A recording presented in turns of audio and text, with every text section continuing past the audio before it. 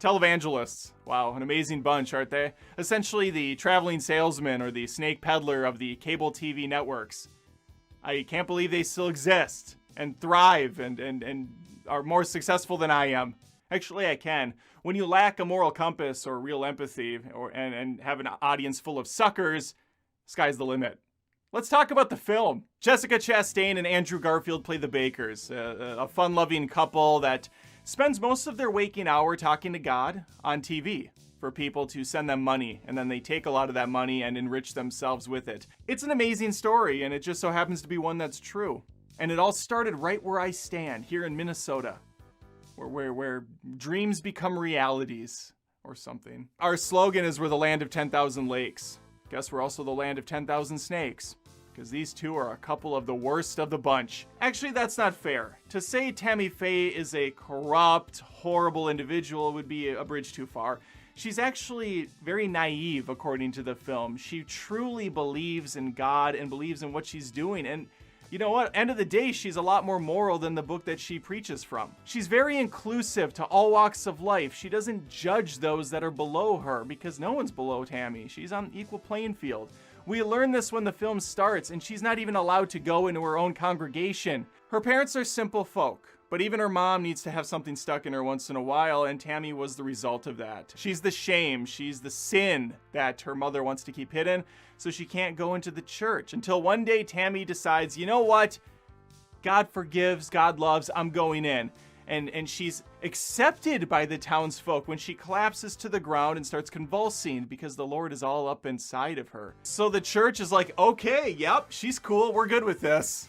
We're good with this. And that really sets Tammy on a journey of self-discovery and making that coin. Once she meets up with her soon-to-be husband Jim in college, the sky is the limit. And right up there next to the pearly gates is going to be their golden gate that they could afford from those donations that people were sending in on the daily. These two will grow in fame and popularity to the point where they will have 20 million people watching their network show every single day.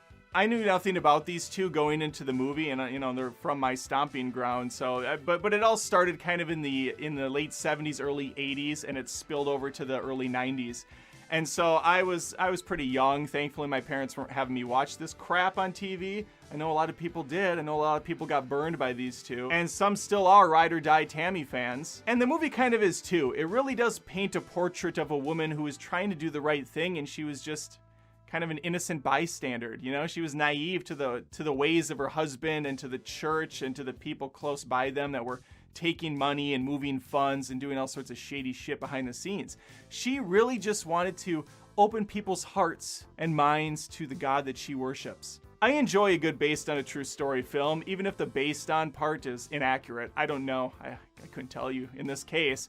All I can say is Jessica Chastain was fantastic. She usually is. I don't think I've seen her miss. Here she really puts in the work. And Andrew Garfield's great too. Cinematography's great. Music's fantastic. I think she was singing those songs. I did hear some of Tammy Faye's original music, and I will say Tammy's a little better. But Jessica Chastain puts that work in. She really does. She really does put in the effort, and I appreciate it. I'd say the only real I have two hang-ups, actually. One, the movie is 2 hours long. It does feel longer than that. I feel like we need to get back to this hour and a half, hour 45 for some of these movies. They just don't need that much space. The other negative is very small. It's some of the makeup, especially in the college scenes, which, by the way, Jessica Chastain, pretty damn convincing as a college kid. I was impressed. Very, very well done. They put a lot of makeup on him, though, especially Andrew Garfield, who they chipmunk cheek to look like the original person.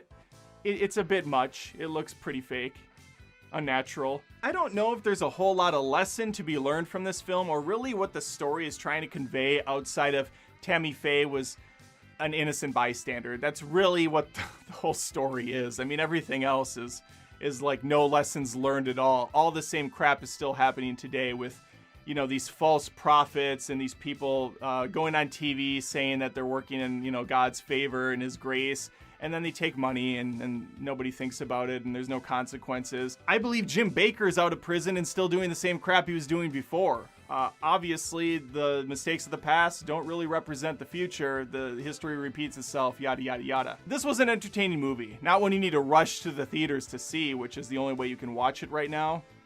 They really sent this one out to die, I think. Wait till it's on streaming services, rent it, whatever. It's worth a watch, but not worth the trip to the movies. If you have or haven't seen the movie, I'd love to hear from you either way. Leave a comment below.